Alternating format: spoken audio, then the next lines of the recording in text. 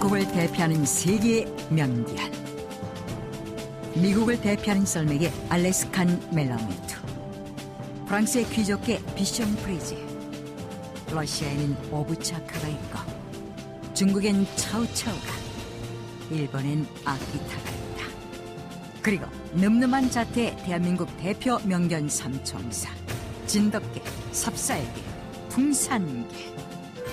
그런데 그들의 아성에 도전장을 내민 개가 있었으니 개의 이름은 동경개였다. 어? 뭐? 뭐라고?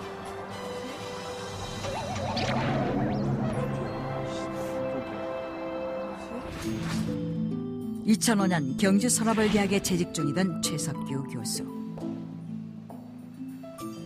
최 교수는 경주 지역에서 출토된 유물들을 열람하다가 우연히 놀라운 것을 보게 된다. 그것은 바로 개 모양의 토우로 33점의 토우 중 약 50%가 꼬리 없는 형태를 하고 있었던 것이다. 호기심이 발동한 최 교수는 곧바로 조사에 착수했고, 이 개가 신라시대 때부터 사육되어 온 우리나라의 토종개 동경개임을 알게 되는데, 이걸 찾았어.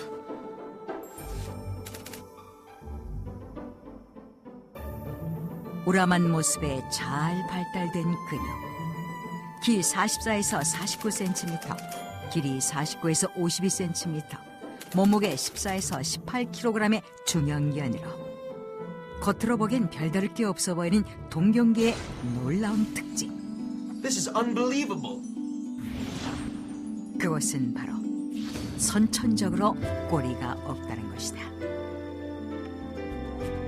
이는 학계를 뒤흔드는 매우 놀라운 사례가 아닐 수 없는데, 보통 개의 꼬리는 견종에 따라 그 형태가 다르게 나타나지만 어떠한 견종이든 간에 꼬리 없는 개는 있을 수 없으며, 행여 있다고 해도 꼬리 없이 태어난 개는 열성 유전병 증세를 보여 비정상적인 개로 분류되기 때문이다. 그런데 동경개의 경우 대부분이 꼬리가 없음에도 불구하고 그 어떤 병증도 찾아볼 수 없다는 것이다. 이는 매우 희귀한 사례이고 동경개는 과거의 문헌에도 등장한다. 동경개에 대한 기록이 담긴 최초의 문헌은 조선 현종 10년 출간된 동경작기로, 동경에 살고 있는 꼬리 짧은 개를 동경부라고 한다고 기록돼 있다. 여기서 말하는 동경은 고려시대 3경 중의 하나였던 현대의 경주를 지칭하는데, 즉 동경계라는 명칭은 고려시대 경주의 옛 지명에서 유래된 것이라 볼 수 있다. 동경계의 명칭에 대한 설명이 수록된 동경작기 외에도 여러 문헌에서 동경계에 대한 기록이 나와 있으며, 동경계라 칭하지 않았지만 삼국사기 제28권 백제 본기에도 꼬리 짧은 개에 대한 기록을 살펴볼 수 있다.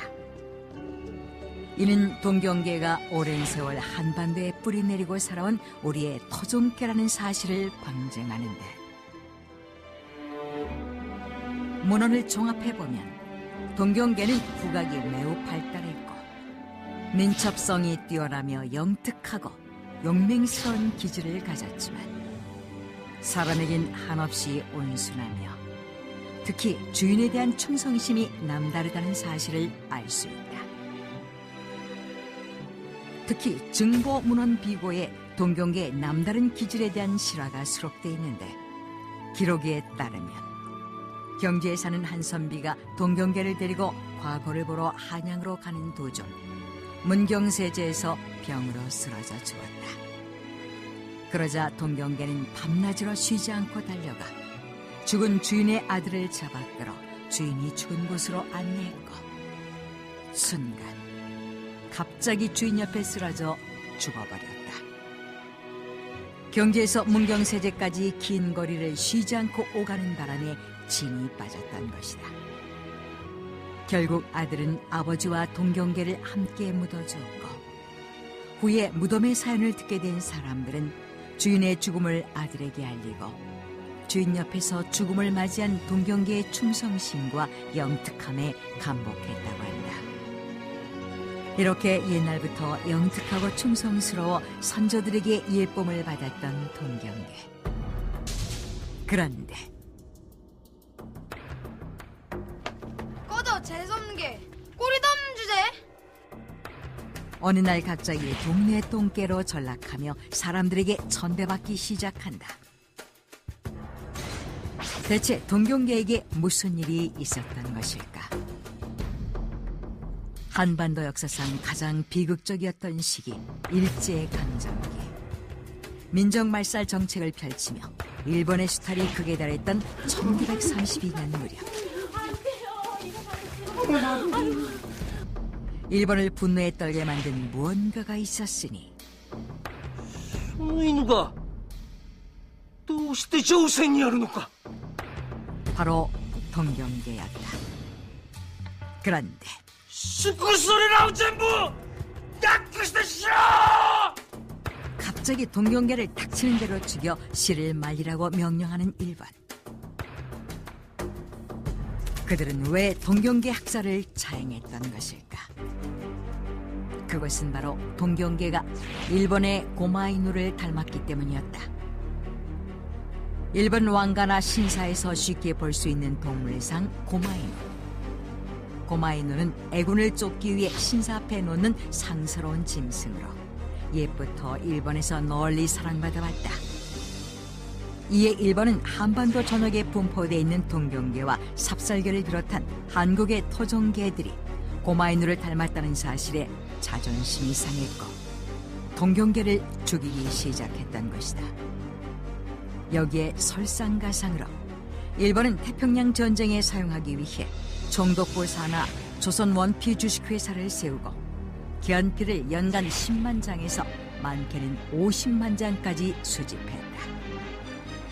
이 과정에서 전국의 개를 몰살하다시피 했고 우리의 토종개의 진돗개와 삽살개는 물론 개체수가 많았던 동경계 역시 그 수가 급격하게 줄어들었다. 그런데 동경계의 시련은 거기서 끝이 아니었다. その思わして縁起もない犬を殺せ! 재수 없는 게? 일제가 휘젓고 간 토종개 말살 정책의 영향으로 동경계는 꼬리가 없어 재수 없는 개로 인식되었고 재수도 없는 게. 꼬리도 없는 주제. 죽어라, 죽어! 잘못된 인식 속에 사람들은 해방 이후에도 계속 동경계를 구박했다. 그리고 극기하는 잡아먹히기까지 해서 동경계는 멸종의 길로 접어들게 됐는데 오랜 세월 선조들과 함께 동고동락한 동경계가 꼬리가 없어 재수없다는 오명을 뒤집어쓰고 역사 속에서 영원히 사라질지도 모르는 위기의 순간을 맞이하게 된 것이다. 그런데 멸종위기의 동경계에게 한 줄기 빛이 비춰졌다. 동경계를 다시 살리자는 움직임이 시작되면서 동경이 보전연구소가 세워지게 된 것이다. 동경이 보전연구소는 동경계를 보존하고 개체수를 늘리는 데 앞장서고 있으며 정부와 지자체 역시 2008년 6월 경주의 동경이 선포식을 시작으로 2009년 8월에는 경주 양동마을을 사육마을로 지정하는 등 동경계를 대중에 알리는 일에 박차를 가하고 있다. 그리고 2010년 동경계 역사상 큰 획이 그어지게 되는데 그동안 온갖 서름 속에 멸종위기에 처했던 동경계가 진돗개, 삽살개, 통산개에 이어 한국 토종견 제4호로 공인받게 된 것이다. 이제 명실상부 토종개로서 귀하신 몸이 된 동경계.